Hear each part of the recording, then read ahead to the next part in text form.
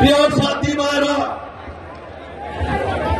সেই লক্ষ্যকে সামনে রেখে দলের মধ্যে আরো ইস্পাত কঠিন ঐক্য করে তোলে প্রত্যেকটি আসনে ধানের শীষকে বিজয়ী করার উদাত্ত আহ্বান জানিয়ে আমার বক্তব্য শেষ করছি। আল্লাহ হাফেজ। বাংলাদেশ জিন্দাবাদ। বাংলাদেশ জাতীয়তাবাদী দল জিন্দাবাদ।